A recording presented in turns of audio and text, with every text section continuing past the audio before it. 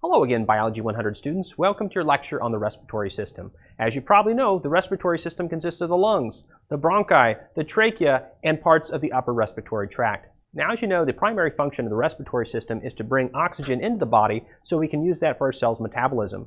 It's also there to get rid of carbon dioxide, which is a cellular waste of metabolism.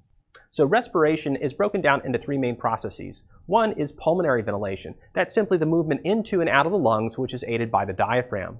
The next two processes are happening on the cellular and molecular level, and those are external respiration and internal respiration. External respiration is the exchange of oxygen in between the air and the alveoli and then the pulmonary capillaries. And those are the capillaries that are bringing blood into the lungs. On the other hand, internal respiration is the exchange of gases between the systemic blood vessels and the tissues at large. And so this is where we're going to be offloading oxygen and onboarding carbon dioxide to transport that back to the lungs. Okay, and the last process here is something called cellular respiration. Now, this is not technically part of the three respiratory functions of the lungs, but it is something I need to talk about. So if you remember back to the first chapter or two, we talked about that the cell used its mitochondria to extract ATP out of the food we eat. And this is cellular respiration. We usually have a whole lecture on this, but we didn't have time this semester. So suffice it to say, the oxygen that we're getting through our respiratory system is going to fuel cellular respiration. We need oxygen to break down our food and extract that energy to make ATP. And the process, cellular respiration, generates that waste carbon dioxide that we have to get rid of through the process of external respiration. Okay, now there's two different classifications of respiratory structures. First, let's start with your textbook. Your textbook starts with something called a structural classification, where they basically divide us into an upper respiratory tract and a lower respiratory tract. And that's not as helpful to me. I like this functional classification, which basically divides the respiratory system into the respiratory zone, where we're actually exchanging gases, and then the conducting zone, which is everything else. So the conducting zone would consist of the nose, the mouth, the trachea, etc., all those tubes which help to get the air down into the alveoli where gas exchange or external respiration occurs. But since your textbook does talk about the structural classification, we're going to go through this one as well. Okay, let's go to the functional classification. The functional classification has two zones. We have the respiratory zone and we also have the conducting zone. So the respiratory zone is the site of gas exchange. It's a site where we're onboarding oxygen and get rid of CO2. So this happens here in the alveoli. The alveoli are sort of these microscopic blisters of air composed of simple squamous epithelium, and they're surrounded by our pulmonary capillaries, which you can see right there. So these are the areas where gas exchange is taking place in the alveoli, along with the alveolar ducts, which are leading into the alveoli. That's it. Everything above this is going to be part of the conducting zone. Okay, now conducting zone. The conducting zone is not where gas exchange occurs. The conducting zone is simply the tubing that allows us to bring the air from the outside into our mouth, into our trachea, etc., until we get it down to our respiratory zone. So it consists of structures such as the nose and sinuses, the pharynx, the trachea, and the bronchi. Okay, now let's go through that structural classification that your textbook follows. And so we have an upper respiratory tract and a lower respiratory tract. Now, according to your textbook, the upper respiratory tract is the pharynx and the nose and part of the larynx. And so this is an area where we're first bringing air into the body. And the nose especially helps to filter inhaled air. As that goes across your nasal turbinate bones, it's being filtered because it's binding with mucus that's trapping particulates. It's also being warmed and humidified. And of course, we have smell receptors in there that are providing a little bit of testing the air to see if that's good air and we want to breathe it in, or if it's bad air and it's like exhaust and we don't want to breathe it in. Okay, the lower respiratory tract, on the other hand, consists of all these structures here: the larynx, the vocal folds, the trachea, the glottis, and epiglottis. Again, we're seeing larynx back up here again. Your textbook tends to put it up in the upper respiratory tract, but pretty much everybody else puts it in the lower respiratory tract. So the larynx we're going to talk about is the voice box, and it's also the opening into the trachea. The vocal folds or vocal cords are what we use for speech. And then we have the trachea, which is sort of a tube that's going down the front of your neck here. That's a cartilaginous tube that transmits air to the bronchi and eventually the lungs. We'll talk about the glottis and epiglottis in the next two slides, but they are very important structures. All right, so let's take an anatomical view of the respiratory tract. Now, one of the things you should be able to do on an exam is trace the path of inhaled air from the nose all the way down to the alveoli. So let's do that. Okay, first we have the nose and nasal cavity. Again, the nasal cavity here has these turbinate bones on them, and these bones are scroll-like bones that are covered with mucosal epithelium. So it's helping to warm and moisten the air and trap particulate matter as it's coming through there. Okay, the next area we have here is something called the pharynx. Now the pharynx is a junction where the respiratory tract and digestive tracts overlap. So what we can have here is we can have both air coming down this way, and we can also have food and water that we're intending to drink and swallow. So we need to be able to sort those things out and ensure that air goes down the trachea and that everything else goes down the esophagus. Okay, the trachea is the next structure here. The trachea is basically a cartilaginous tube that leads down from the larynx into the lungs and towards the bronchi. Okay, here you can see the lungs themselves. We have a left and right lung, and the trachea divides once it enters the lungs into a left and right bronchus. So these are called primary bronchi there. They then branch off into secondary and then tertiary bronchi, which are smaller and smaller and smaller tubes. So just remember the function of these tubes, whether we're talking about primary, secondary, or even tertiary bronchi, is to get the air to the alveoli where gas exchange is going to take place. Okay, the next stop here are the bronchioles. The bronchioles are microscopic tubes which help to transmit that air from the tertiary bronchi down to the actual alveoli. So we actually can have some gas exchange within the smallest bronchioles and also the alveolar ducts. Now I should point out that we can't see the alveoli on this particular slide because we're just zoomed out way too much, and the alveoli are little microscopic structures. But suffice it to say, we are going to see those in successive pictures and slides. All right, last but not least, we need to talk about something called the diaphragm. The diaphragm down here is a skeletal muscle, and although it's not part of the lungs, it does help with pulmonary ventilation. The diaphragm is the muscle that bows downward when we inhale, bows upward when we exhale, and it's made of skeletal muscle, it's voluntary, and you might have eaten it before, because in the butcher shop, it's also known as skirt steak. Okay, one important anatomical structure that we weren't able to show in the last slide is something called the larynx. Now the larynx is the entryway into the trachea, and remember the trachea was the first big tube leading away from the pharynx, taking air down into the lungs. So everything that enters the trachea must be air. If we have food or water entering down here, it's a bad deal. So we have a lot of structures that are designed to make sure only air comes down here. So the first thing we have up here is something called the epiglottis. The epiglottis is sort of like a flip valve on a trash can, and it's normally open when we're breathing and allows air to move from our pharynx directly down to the trachea. However, when we're swallowing food or water, this will clamp down and cover up the glottis, which is the opening of the larynx, so that it will divert food this direction. What we don't see right here is in back of this tube would be a second tube called the esophagus.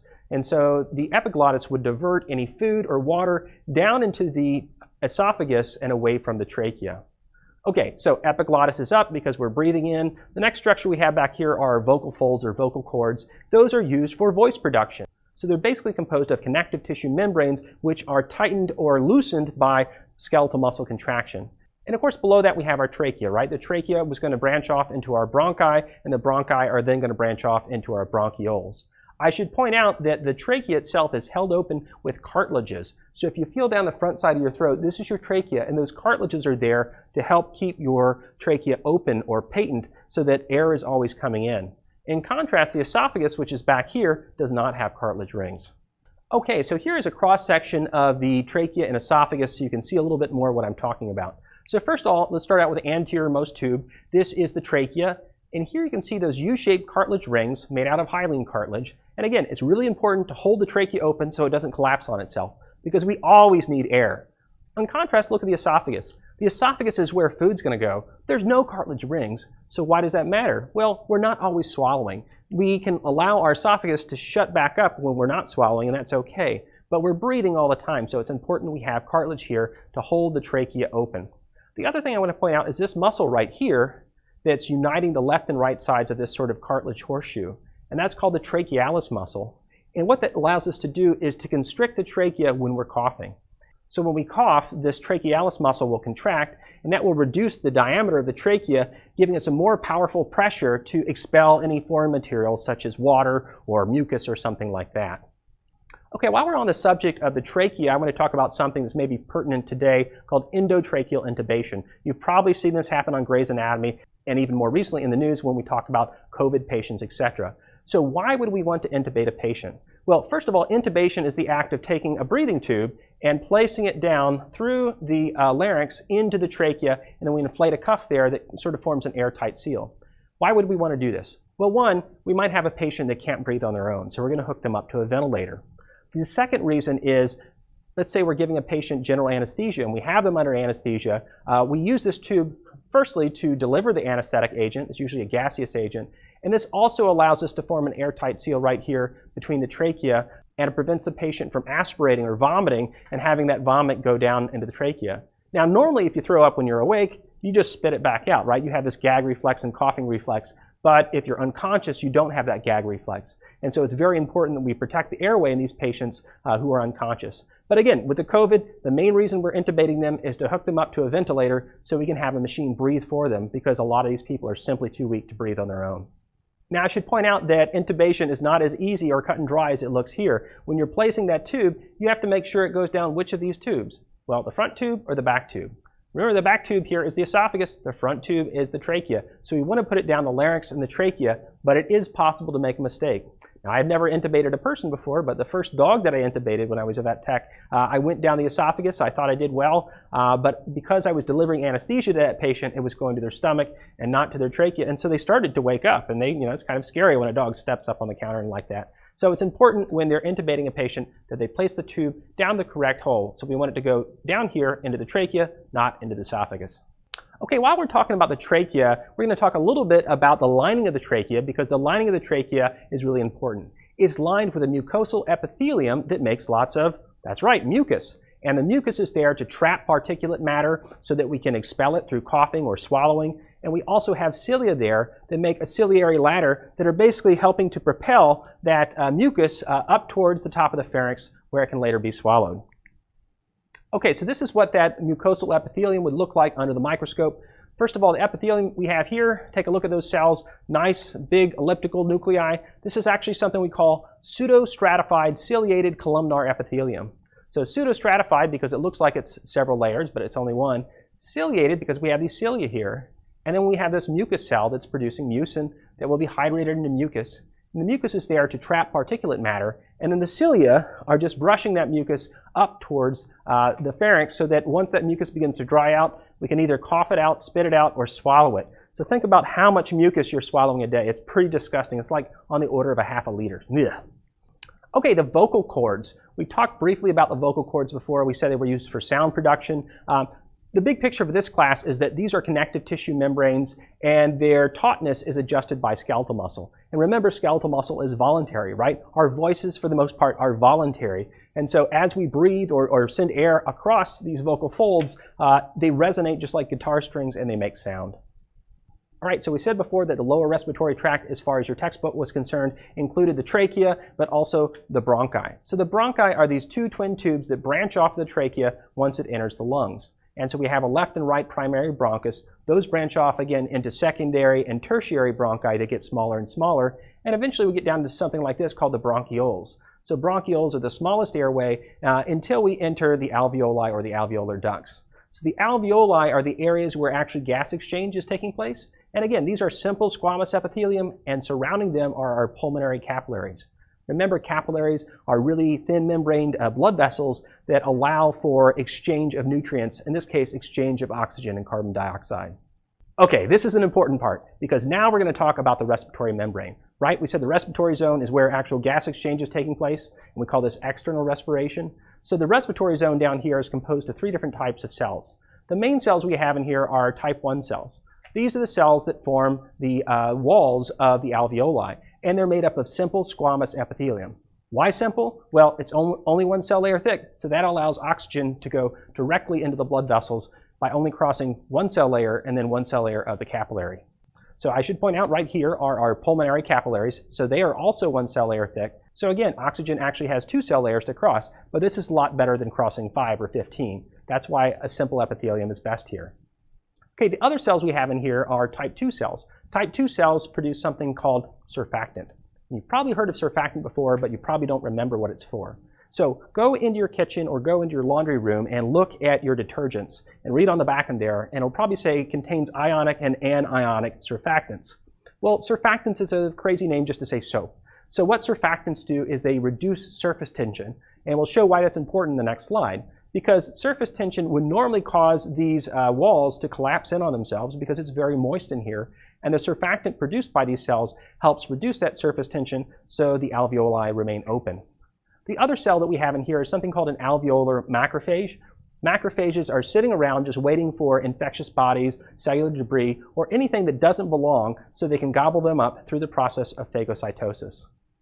And of course, remember our pulmonary capillaries were external to the alveoli, and that's where we're going to exchange gas with the air in the alveoli and move that into the pulmonary capillaries and eventually back to the pulmonary veins and back to the heart.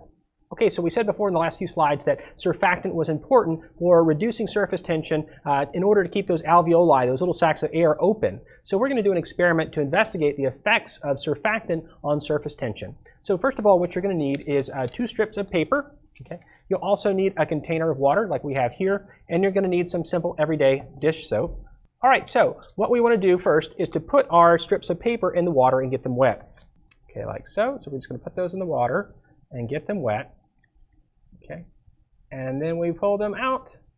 We're going to see that they like to stick together. Okay, this is because of our hydrogen bonding. We have this process of adhesion where the surfaces like to stick together. Now, normally it seems like, no, that's not a bad thing, but when we're talking about alveoli that have thin, delicate walls that really aren't held apart by anything, that if they are moist and they stick to each other by the process of surface tension, we're going to get a collapsed alveolus or atelectasis, and that would be bad because that's going to reduce our respiratory efficiency.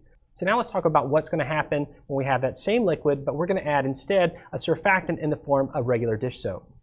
So we add in the dish soap, and we're just going to swirl that around.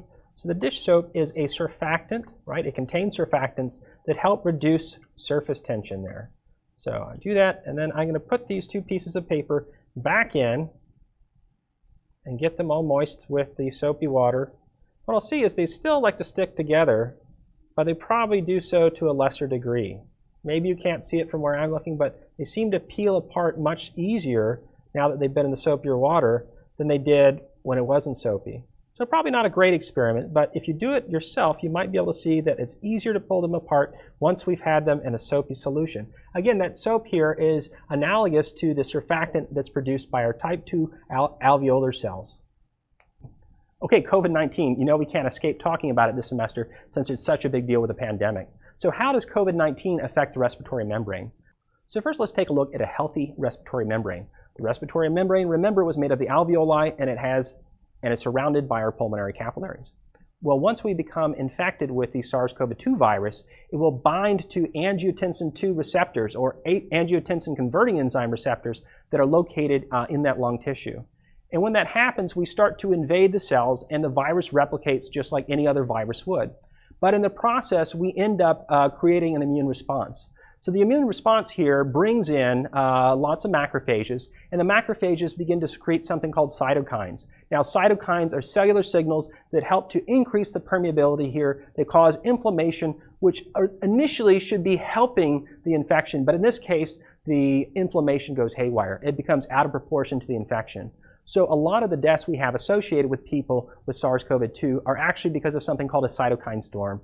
We just have these massive amounts of cytokines that bring in inflammation, that bring in lots of other white blood cells, and basically it causes, among other things, death of our alveolar type 2 cells, and those are the cells that are producing surfactant. So if we don't have any surfactant anymore, those alveoli can begin to collapse, they can begin to fill with fluid, and we can have a patient that dies of respiratory arrest because the respiratory membrane has basically been obliterated, more so by our own immune response rather than just the virus itself. Okay, now we're going to go on and talk about the mechanisms of breathing, because breathing was called pulmonary ventilation, and it's somewhat voluntary but somewhat involuntary. I mean, think about the voluntary part. You can hold your breath if you're mad, but also it's somewhat involuntary in that we don't always need to think to breathe, right? I'm walking down the street, I don't need to think, breathe, breathe. Okay, it can be involuntary. And remember who's running the processes of breathing here is our pons and our medulla oblongata. And those parts of the brain are going to be sending messages to the diaphragm via something called our phrenic nerve.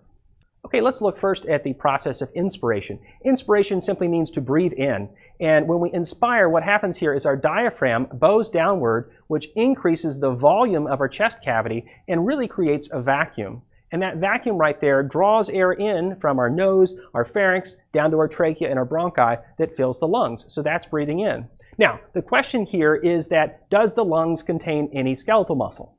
The answer is no. Okay, the lungs themselves are very passive organs. They can't inflate or deflate on their own. We need to have them in a sealed cavity, and we need to adjust the diameter or volume of that cavity using our muscles, and the principal muscle here will be the diaphragm. So diaphragm goes downward, that increases the volume, creates a vacuum, and that helps to draw air in. Okay, on the other hand, expiration is the opposite process. Expiration is when the diaphragm goes back upwards. That reduces the volume of the chest or thoracic cavity, and that creates a positive pressure. So we have more pressure in here than is on the outside, and that forces air out of the trachea, out of the pharynx, etc. So again, the primary muscle here is going to be the diaphragm, but we also can involve our intercostals, which are our rib muscles as well. And so one question I have for you is, what would happen if your diaphragm was perforated or punctured? And this sometimes does happen. So if the diaphragm's punctured, or let's even say the wall of the chest cavity is punctured, we no longer have an airtight seal in the thoracic cavity. And so when the diaphragm bows downwards, we don't necessarily create the same amount of suction that we normally would if we had an airtight cavity. So we're not able to draw as much air in through the trachea or upper respiratory tract. All right, in order to help you visualize better how pulmonary ventilation works, I brought a little visual aid today. So this is a simple bell jar. It's a plastic jar. Up top we have an opening right here, and that opening goes down into a single tube that is similar to our trachea, which branches off into two tubes that are similar to our bronchi. And those two little tubes go into these red membranes, or red balloons that are deflated right now. So those are our lungs. Okay, below this is a plastic membrane right here, so it's open on the bottom. We have a plastic membrane which is designed to simulate our diaphragm. So remember how respiration works, that when we breathe in, the diaphragm bows downward, and that creates a greater than normal volume in the chest cavity, creating a vacuum. So let's demonstrate that. I pull down on my diaphragm, whoop, the lungs inflate, push up, lungs deflate. Pull down, lungs inflate, push in, lungs deflate. So the lungs themselves, it's important to realize the lungs themselves have no muscle, no ability to inflate or deflate. They simply sit there passively as the diaphragm either creates a vacuum or positive pressure to inflate or deflate the lungs. Okay, now we're going to talk a little bit about gas exchange. And remember, the two gases we're concerned most with are oxygen and carbon dioxide. Oxygen is needed for cellular respiration, and carbon dioxide is a gas produced by cellular respiration that we want to get rid of. Okay, first of all, oxygen. We said before that the majority of oxygen is carried on hemoglobin within our red blood cells, and that is correct. Really, only about 2% is dissolved in blood plasma, so the majority of oxygen here is carried on our hemoglobin molecule. Okay, so here we can see hemoglobin, right? It's a big three-dimensional polypeptide protein type deal, and it's got these 4 iron atoms in there that are helping to bind to our oxygen. So one red blood cell contains about 250 million hemoglobin molecules, which can bind to over 1 billion oxygen molecules. Okay, so how are we transporting carbon dioxide? First of all, where did carbon dioxide come from, right? There's not much carbon dioxide in the air that we're breathing in. It's virtually undetectable at 0.04%. Okay, but what we're breathing out does contain a lot of carbon dioxide. Well, the carbon dioxide in your exhalation breath used to be in the food that you ate. So think about the, candy bar that you ate today, or the Spam musubi or something like that, that's made up of carbohydrates and fats, all of which have lots of carbon in them. And as we break them down, we break it down and produce CO2 as a byproduct. So that CO2 was in your food. So you're breathing out your food as you break it down during the day. Okay. So how do we transport that CO2 in the blood? Well, about 20% can be bound to hemoglobin, although it's not in the same area as oxygen. We have another 10% that's transported, dissolved in the plasma as dissolved CO2, but the majority of it is transported as something called bicarbonate. And you've probably heard of bicarbonate before. You probably even have some in your fridge in the form of sodium bicarbonate or baking soda. So here's the bicarbonate we're talking about. What we have happen is CO2 binds with water to make something called carbonic acid, carbonic because it has carbon in it, and then that dissociates or breaks apart into a bicarbonate ion, HCO3-, and a hydrogen ion, H+. So an important point here is that 1, carbon dioxide is transported as bicarbonate in the blood, but number 2 is in the process we create hydrogen ions.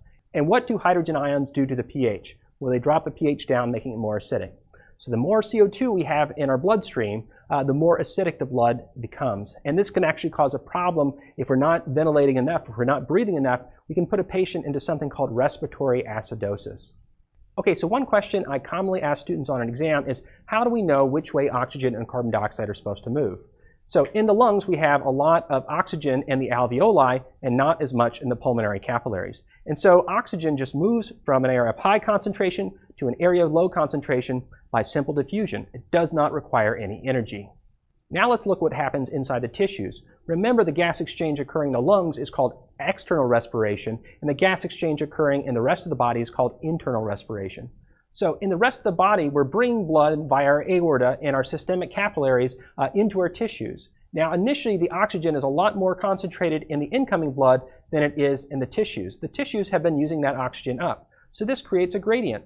More oxygen here, less oxygen there. So oxygen simply goes from an area of high concentration to an area of low concentration. It goes from the capillaries, systemic capillaries, into the tissues. And that's just simple diffusion, and no, it doesn't require any external energy. Okay, now we need to talk about regulation of breathing rate and depth. If you remember back to our lecture on the nervous system, we said the pons and medulla oblongata were in charge of maintaining the respiratory system, and that's true. We have a phrenic nerve there that innervates the diaphragm and tells it when to bow down, when to go up. We don't have to think about breathing because the pons and medulla are always sending these periodic impulses down there to ventilate the lungs, okay? But they can modify the frequency of these impulses and speed them up or slow them down depending on data that they receive from chemoreceptors.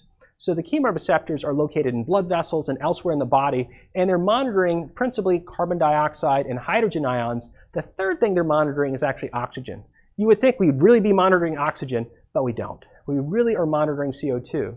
So if you are not breathing as fast as you should, your CO2 levels will go up. We call that hypercapnia. But at the same time, if you have high CO2 levels, you probably have low O2 levels. So this is actually okay. The body can really just monitor CO2 as well as pH, right? Because as the body retains more carbon dioxide, remember, carbon dioxide causes the blood to become more acidic. So that's going to reduce the pH and lead to more hydrogen ions. Okay, so here's a diagram of what's going on. So first of all, we have chemoreceptors in the brain and also in the blood vessels that are monitoring carbon dioxide. They're monitoring hydrogen ions, and to a lesser extent, they're monitoring oxygen. And that's sending input to our breathing center in our pons and our medulla oblongata. Together, these are regulating the rate of motor nerve impulses through our phrenic nerve to our diaphragm, which is bowing down to cause us to breathe in and bowing back up to breathe out. And the diaphragm, lungs, and surrounding tissues have stretch receptors in there that tell us how deeply we're ventilating our lungs, because we don't want to overventilate, right? We could potentially burst the lungs. And all of this information is going back to our breathing center. So big picture here is our breathing center is always sending out impulses to our diaphragm to tell us to breathe, but we adjust the frequency of those impulses if we have too much CO2 or too little O2. Okay, welcome back. For our next experiment, we're going to be investigating the effects of hyperventilation and rebreathing on breath hold time, because both of these are going to alter the concentration of oxygen and CO2 in our body's systems. So to do this exercise, you'll need a stopwatch, a paper or plastic bag, and a willing participant. So if you don't have a stopwatch, you can use your iPhone or a simple timer like we have here. For bags, you can use a paper bag, you can use a plastic bag, as long as something you can breathe into. Okay. Last but not least, make sure your participant is healthy and also is seated. There's a very small chance if they hold their breath too long, obviously they could pass out. So you want them to be comfortable and be able to catch them in case they do. All right, so how this experiment works is we're going to record your breath hold time, that is the amount of time you can actually hold your breath under these three situations: normal, hyperventilating, and rebreathing. So for a normal ventilation, you're just going to take a deep breath and then hold it. For hyperventilation, you are going to hyperventilate for 30 seconds prior to holding your breath. And for rebreathing, you're going to rebreathe for 30 seconds into this bag before holding your breath. It's important that you space these out at least 3 or 4 minutes apart, because obviously the CO2 you build up in one will affect you in another one. So you want to make sure you're able to get back to your normal CO2 and oxygen saturations before you move on to the next step. So I'm going to get ready and start my first normal breath hold time. So I've got my timer that I'm going to put right here so you can watch it. The other thing that I have here is something called a pulse oximeter. I don't expect you to have those at home, but I'm going to go ahead and put it in there so you can see my oxygen saturation in my bloodstream as I hold my breath. So starting that, and we're going to make sure that comes up to speed. So my saturation's at 97%. I'm going to take one deep breath and I'm going to start the timer. 1, 2, 3.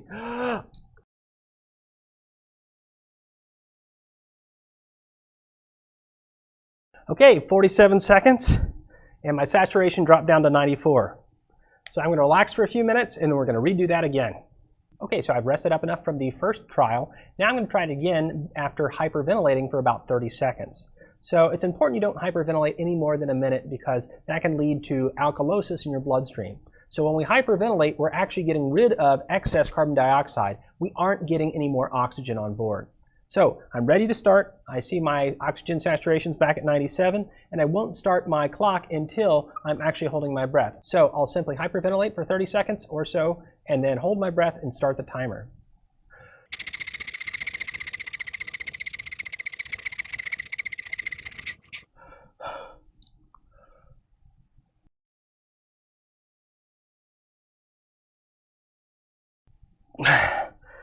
Okay, looks like I made it to minute 18.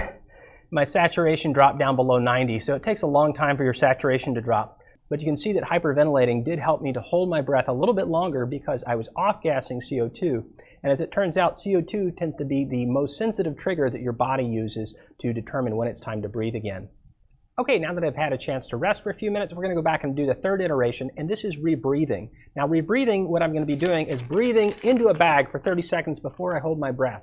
When I'm breathing into the bag, I'm actually depleting myself of oxygen because I'm using up the oxygen in the bag, and I'm also concentrating the CO2 in my system. I breathe it out, but I breathe it right back in. So I'm instituting something called hypercapnia, and we're going to see what effect hypercapnia plus a little hypoxia has on our ability to hold our breath. So rebreathe in the bag for 30 seconds, maybe a minute if you want to, and then we're going to hold our breath again. Okay, here we go.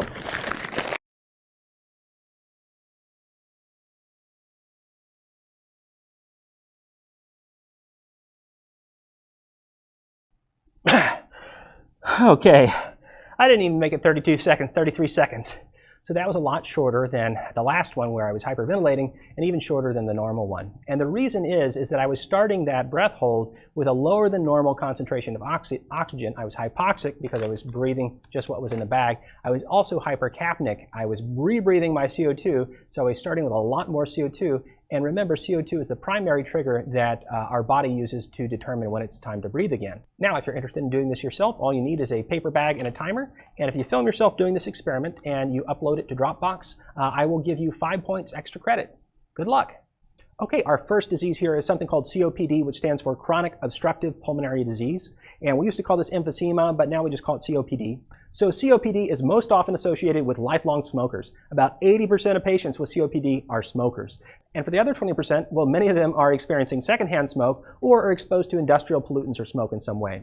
So what are the symptoms here? Firstly, dyspnea, difficulty breathing. They have this air hunger where they just can't seem to catch their breath. And the reason that is because in a normal person, we have these nice alveoli that are distinct from one another, but as somebody develops COPD, the walls of the alveoli break down. We have fewer alveoli, and also the conducting zone structures become affected as well. So we have a lot less efficient pulmonary ventilation and a lot smaller or less efficient respiratory membrane.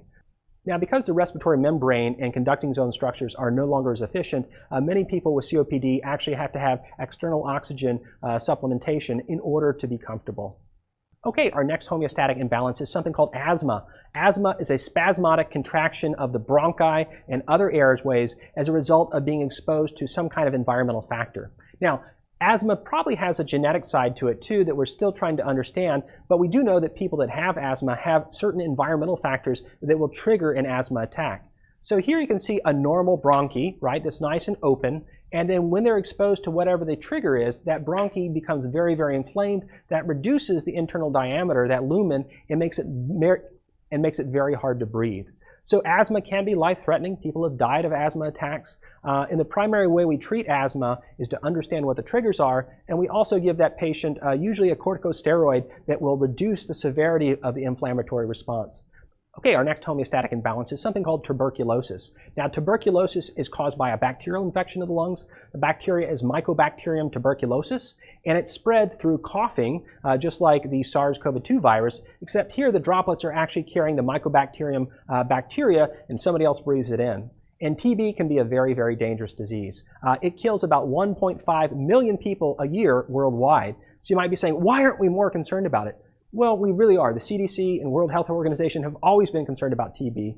We're not as concerned right now with SARS because we do have a treatment for TB, at least some forms of TB. We can be treating it with an antibiotic. Many forms are responsive to it, some forms are not. But usually it's an antibiotic that you have to take for over a year, and it has effects on other areas of the body. So it's definitely a disease that you do not want to get.